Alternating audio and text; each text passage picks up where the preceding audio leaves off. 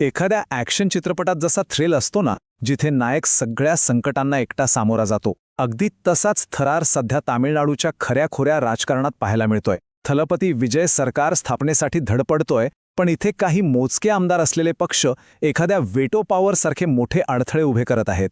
हा सगळा real life political drama कसा घडतोय आणि बहुमताचं गणित नेमकं कसं अडकलंय हे आपण या सविस्तर विश्लेषणात अगदी सोप्या भाषेत समजून घेणार आहोत.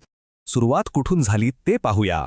तामिळनाडूचे राज्यपाल राजेंद्र आर्लेकर यांनी पहिल्याच दिवशी एक गोष्ट अगदी स्पष्ट केली होती. त्यांना कोणताही घोडेबाजार किंवा राज्यात अस्थिरता नको होती. त्यांनी थलपती विजयाला स्पष्ट सांगितलं की जोपर्यंत सगळ्या आमदारांची प्रत्यक्ष स्वाक्षरी असलेली यादी मिळत नाही तोपर्यंत शपथविधीला परवानगी मिळणार नाही. म्हणजे नियम अगदी कडक होते. इथूनच सुरू होते बहुमताचा तो जादुई आकडा गाठण्याची खरी धडपड. 118 हा तो आकडा आहे जो सुरुवातीला पार करणं अत्यंत गरजेचं होतं. हा टप्पा गाठल्याशिवाय पुढचा मार्ग मोकळा होणार नव्हता. आता हे सगळं गणित कसं जुळत गेलं आणि त्यात कसे बदल झाले ते नीट बघा. विजयच्या टीव्हीके पक्षाकडे स्वतःचे 108 आमदार होते. त्यात काँग्रेसच्या 5 आमदारांचा पाठिंबा मिळाला, म्हणजे आकडा गेला 113 वर. पण विजय स्वतः 2 ठिकाणाहून निवडून आल्यामुळे एका जागेचा राजीनामा देणार होता. त्यामुळे एक जागा कमी होऊन आकडा 112 झाला. पण याचा एक फायदा असा झाला की विधानसभेचं एकूण संख्याबळ कमी झाल्याने बहुमताचा टप्पाही 118 वरून 117 वर आला. त्यानंतर डाव्या पक्षांनी त्यांच्या 4 आमदारांचा पाठिंबा दिला, म्हणजेच एकूण आकडा पोचला 116 वर. बहुमत 117 आणि सध्याचं संख्याबळ 116, म्हणजे आता गरज उरली ती फक्त आणि फक्त एका आमदाराच्या पाठिंब्याची. इथे डाव्या पक्षांची म्हणजेच सीपीआय आणि सीपीआयएमची रणनीती समजून घेणं खूप महत्त्वाचं आहे. त्यांनी हे 4 आमदार दिले खरे, पण सरकारमध्ये थेट सामील न होता फक्त बाहेरून पाठिंबा दिलाय. यामागे त्यांची मुख्य भूमिका अशी होती की राज्यात राष्ट्रपती राजवट लागू होऊ नये आणि पर्यायाने भाजपला मागच्या दाराने सत्तेत प्रवेश मिळू नये. आणि विशेष म्हणजे डीएमके सोबत असलेली त्यांची आघाडी भविष्यातही कायम राहणार आहे. आता इथून पुढचा प्रवास अजिबात सोपा नव्हता, कारण आययूएमएल या पक्षाने स्पष्ट केलं की ते डीएमके सोबतच राहतील. त्यामुळे आता संपूर्ण लक्ष केंद्रित झालं ते व्हीसीके या 2 आमदार असलेल्या पक्षावर. हेच 2 आमदार आता किंगमेकर ठरणार होते.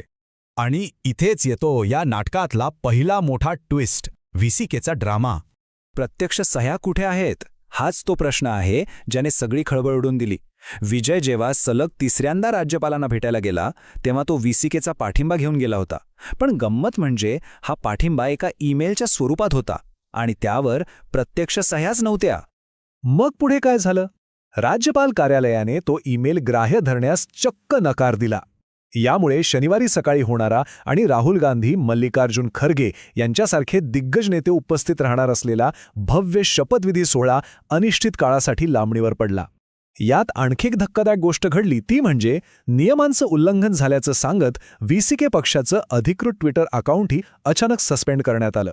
या सगळ्या गोंधळात प्रसारमाध्यमांमध्ये काही वेगळ्याच चर्चा रंगत आहेत. असं सांगितलं जातंय की या पाठिंब्यामागे व्हीसीकेच्या काही अटी होत्या. व्हीसीकेने त्यांचे प्रमुख ठोल थिरुमावलवन यांच्यासाठी चक्कर राज्याच्या उपमुख्यमंत्रीपदाची मागणी केल्याची चर्चा आहे. शिवाय त्यांची चिदंबरमची खासदारकीची जागा रिक्त झाल्यास ती पुन्हा व्हीसीकेलाच मिळावी अशीही कथित अट घातली गेलीय. हे केवळ आरोप असले तरी यामुळे परिस्थिती अधिकच गुंतागुंतीची झाली हे मात्र नक्की. पण थांबा, दुसरा आणि सर्वात मोठा ट्विस्ट अजून बाकी आहे. एका बेपत्ता आमदाराचं गूढ. राजकारणात डाव्या प्रतिदाव्यांचा खेळ कसा चालतो ते इथे स्पष्ट दिसतं. एका बाजूला एएमएमकेचे नेते टीटीव्ही दिनाकरन यांचा दावा आहे की त्यांचे एकमेव आमदार एस कामराज हे बेपत्ता आहेत. टीव्हीकेने त्यांच्याकडून जबरदस्तीने सही घेतल्याचा आरोप करत त्यांनी थेट पोलिसात तक्रार दाखल केली आहे आणि अण्णाद्रमुकला सरकार बनवण्याचा अधिकार असल्याचा दावाही केलाय. तर दुसऱ्या बाजूला टीव्हीकेचा प्रतिदावा आहे. त्यांनी एक व्हिडिओ जारी केलाय ज्यामध्ये आमदार कामराज अगदी आनंदात पाठिंब्याच्या पत्रावर सही करताना दिसत आहेत. खुद्द दिनाकरन यांच्या संमतीनेच ही सही झाली असून ते आता जाणीवपूर्वक खोट्या बातम्या पसरवत आहेत असं टीव्हीकेचं म्हणणं आहे. आता यात खरं काय आणि खोटं काय हे काळच ठरवेल. हा सगळा घटनाक्रम किती प्रचंड वेगाने घडला ते पाहूया. शुक्रवारी संध्याकाळी विजय राज्यपालांना 3ऱ्यांदा भेटून बहुमताचा दावा करतात. तोच शुक्रवारची रात्र उजाडते आणि दिनाकरन राज्यपालांकडे जाऊन आपला आमदार गायब असल्याची तक्रार करतात.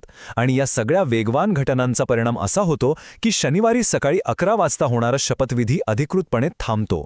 एक मोठी घटनात्मक कोंडी येथे निर्माण होते. आणि म्हणूनच सध्या संपूर्ण देशाच्या मनात एकच प्रश्न आहे, थलपती विजय खरोखरच तामिळनाडूचे मुख्यमंत्री होणार का? आणि होणार तर कधी? या राजकीय थ्रिलरचा क्लायमॅक्स अजूनही बाकी आहे. पडद्यावरचा हा ॲक्शन हिरो प्रत्यक्ष राजकारणाच्या या गणितातून कसा मार्ग काढतो हे पाहणे अतिशय रंजक ठरणार आहे. या सर्व गोंधळातून काय निष्पन्न होतं हे पाहण्यासाठी नक्कीच लक्ष ठेवून राहावं लागेल.